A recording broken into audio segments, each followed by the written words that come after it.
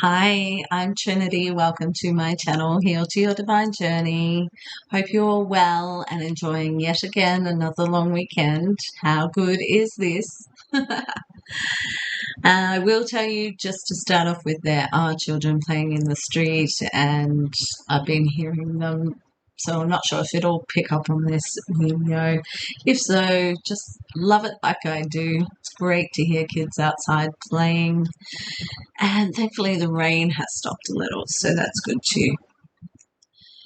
So I did want to start and share my story about the time that when I died, nearly died, came back to life, whatever you want to call it.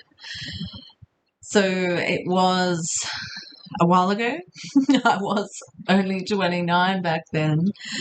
So we had moved interstate. The whole, family interstate. We didn't really know anybody, and we had to get kids into school and find a place to live and things like that. So it was a stressful time. And then I found out that I was pregnant again. And so things just went on from there. Everyone was trying to work. I couldn't get work because I was pregnant. And what was hard to find work. So then I became sick. So I was just feeling really tired, really stressed, just had really no energy. And it was to the point where when I was really noticing was the point where I thought, I think my kidneys are shutting down because I couldn't even go to the toilet. It was just nothing. So I thought, I had an appointment this particular day with my GP, and I went and saw him. And of course he did, the tests and took my blood pressure and things. And he said, you need to get to the hospital right now. I said, well, I've got an appointment at 2 anyway. And he said, no, you need to go there now or I'll call you an ambulance. And I said, oh, it's all right. I will go. So I went there, and it was just a small sort of local hospital. So I went there, and I'm waiting and I'm getting very stressed out now, which is not doing anything for my extremely high blood pressure that I had as well. So I was standing there, and the nurse came over and says, you really need to sit down. I said, no, I don't. Do not tell me I need to sit down. I said, I need to see a doctor. I was getting really sort of frustrated. And anyway, so I went in, it was my turn, and they said, you're not going anywhere, you need to go get admitted straight away. I was like, what? I can't, I've got 2 children, what am I going to do? Blah, blah, blah, blah. Anyway, so I went in and, was really sick. And then it sort of hit me because I was sort of in and out, waking up, sleep. It sort of started to sink in, and I don't really remember much. I think the more that they were telling me, the more stressed I was getting, so that wasn't good. I knew the medication they were giving me wasn't working. And then I remember before they said that I had to get transferred to a bigger hospital, to a city. So I thought, and then all of a sudden, like, I was just lying there. I don't know how long I was out of it, but I woke up and it's like my mum and dad are there, and I'm like, how did you get here? What? I thought I was dreaming, or I thought I was so, so sick that I'm starting to imagine my parents there because they were still where we moved from. And my mother had never flown in a plane because she has this massive fear of flying, and lo and behold, there they are. And I was just like, no, somebody pinch me. So it was serious, which I was unaware at the time of how serious, but obviously both myself and my unborn baby were in great danger. So then, I got transferred up into the city hospital. And I remember just arriving there. The ambulance people just dumped me. Someone came and wheeled me into a room, and there was just like doctors everywhere, jabs everywhere, like just injections in the backside, just taking blood, everything. It was just like, whoa, what is going on? And but still, I was very groggily, so whatever, do whatever.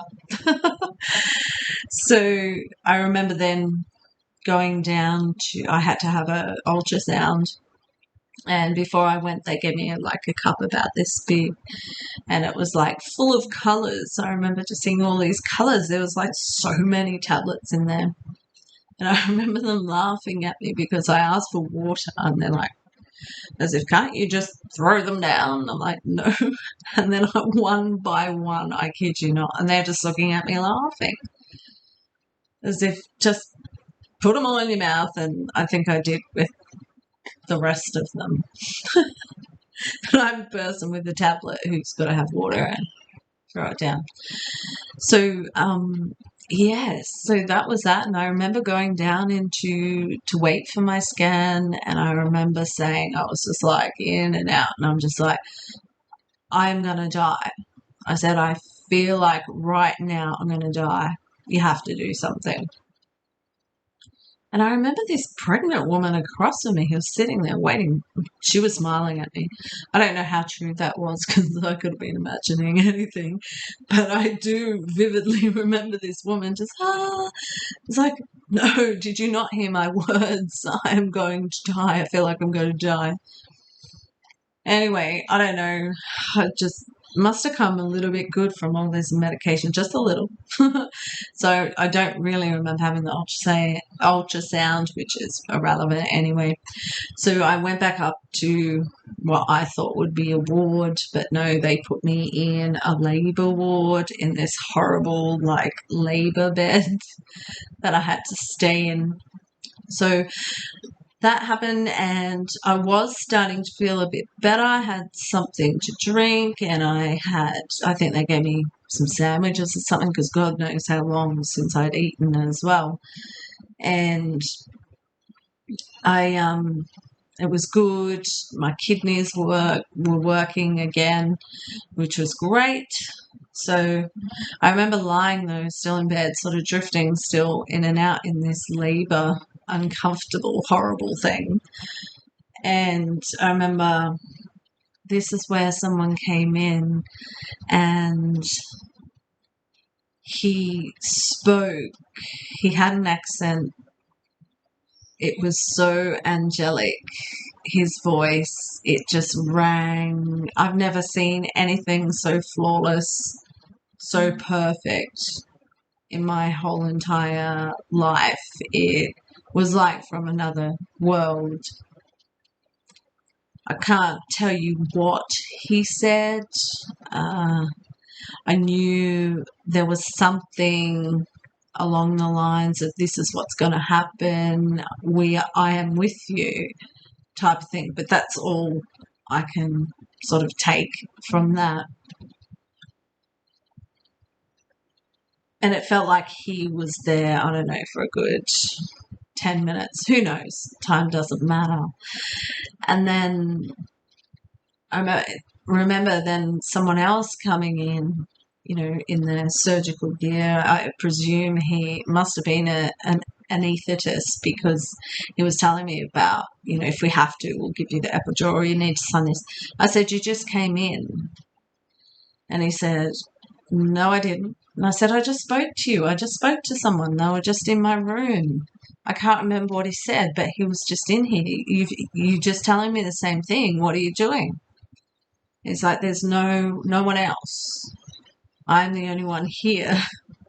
I said, no, well, he did. Anyway, so I listened to him and signed whatever needed to be signed. Next day was okay, feeling a little bit better. Wasn't anywhere near as bad as when I first came in.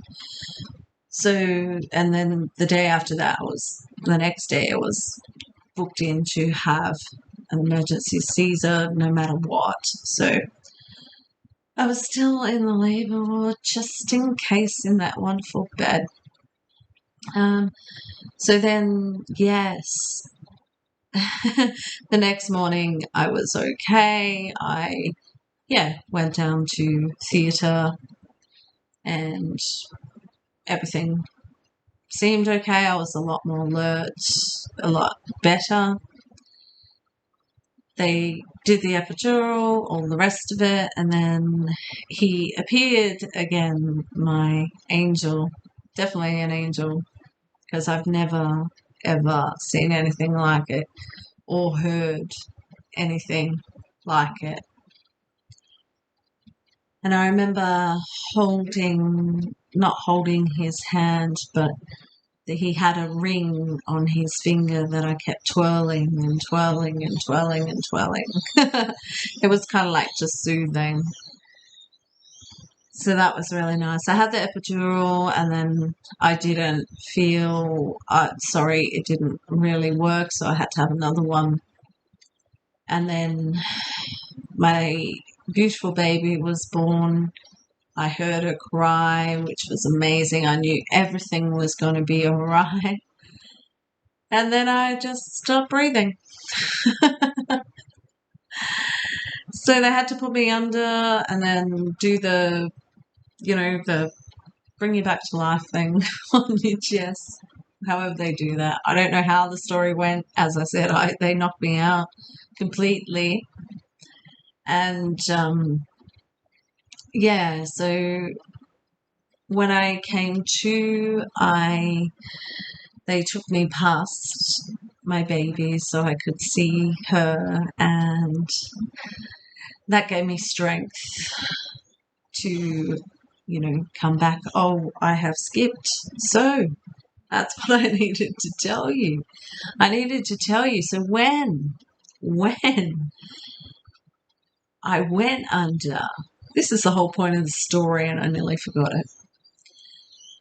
The light. I saw the light.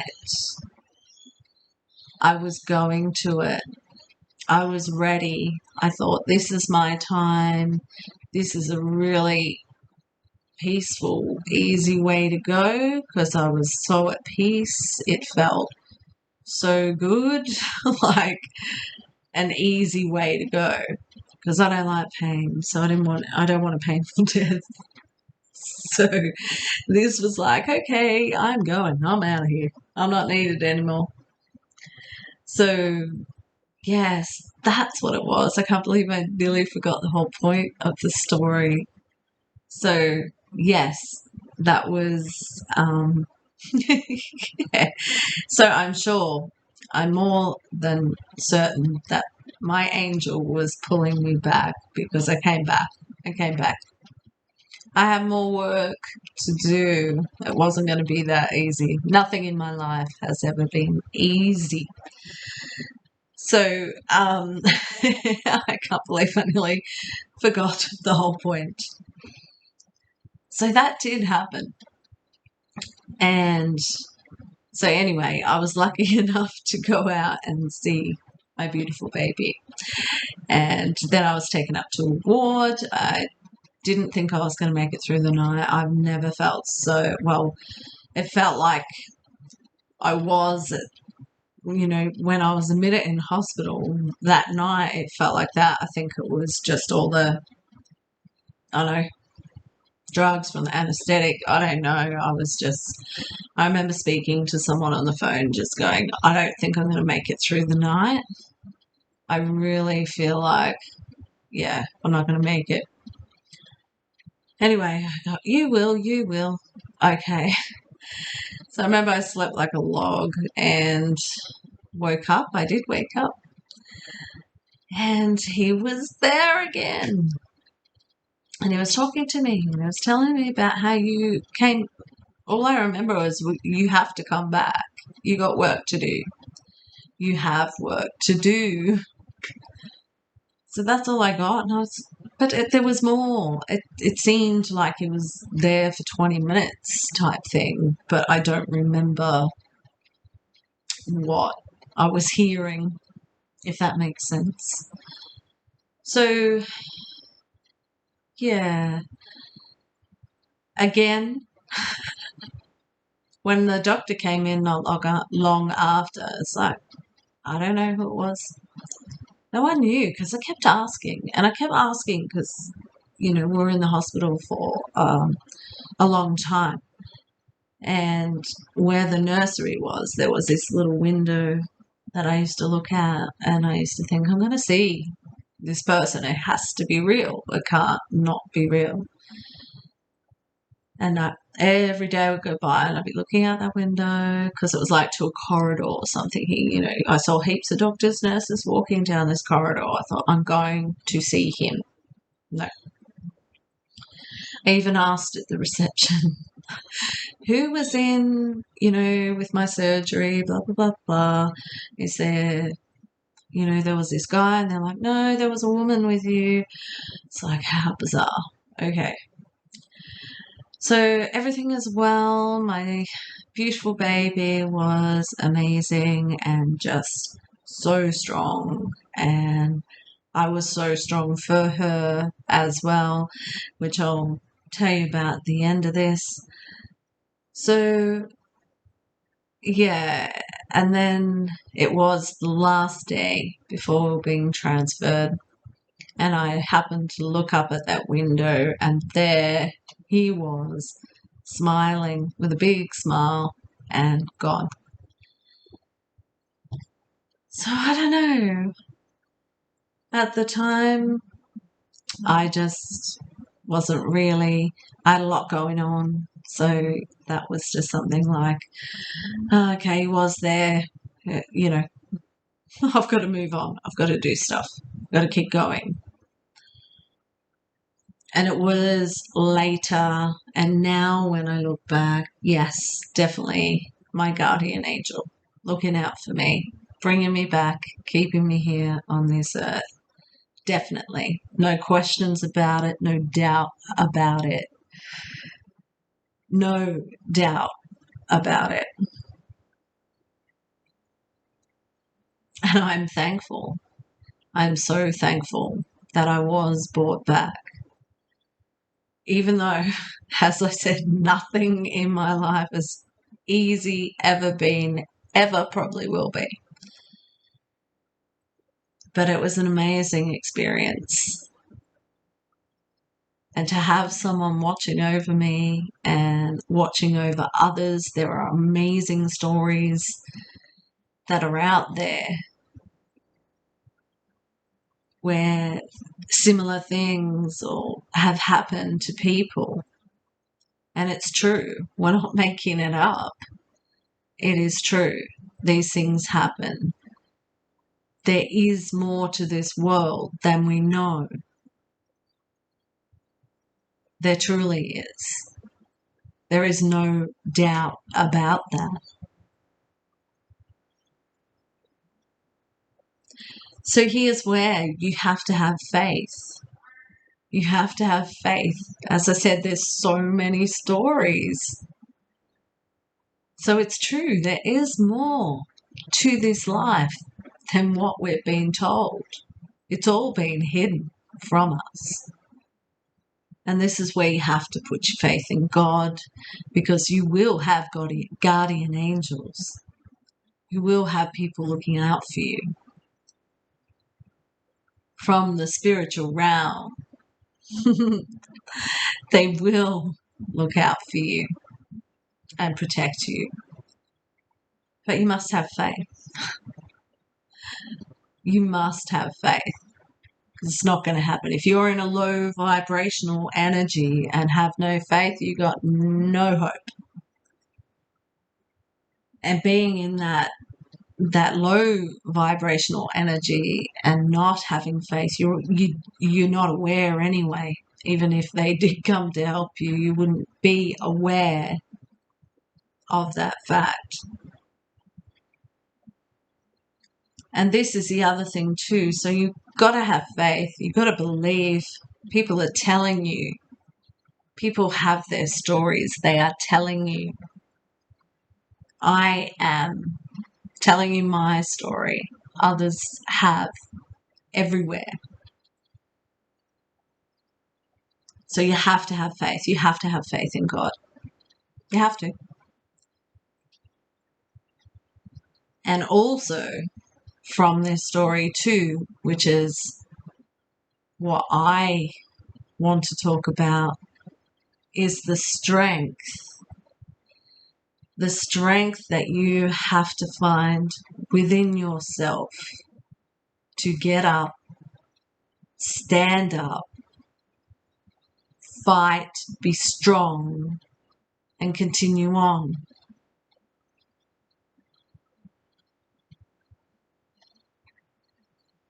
I died. I was so sick. I came back to life. I could have sat there crying for months. Did I know? Not at all. I knew what I had to do. I knew I had to keep the family going. I knew I had to bring my girl, my baby, home. That was my goal. That was where I drew every piece of inner strength within me. I certainly did not lay down and think, woe is me, or I can't do this. I have to do this. I had to do it. I didn't have a choice. You have to lift yourself up. You have to stand your ground. You have to find your inner strength, and you have to go on, and you have to do what it takes. You have to do it to the best of your ability, and that is enough. That will help you through. But there's no point at all in lying around and giving up. You have to stand up tall, find the inner strength within you, and you have to go on. You have to move forward.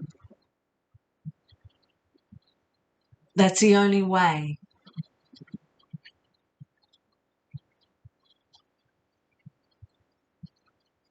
So that is one of my stories. I do have plenty. That's the only one, thankfully, that I had died in. Hopefully, I'm going to live so many, many more years with good work to be done. So remember that. Have faith. Stand your ground. Draw on your inner strength. And do it. Do what you have to do to get the job done, and do it to the best of your ability. All right. Take care, everyone. Bless you all.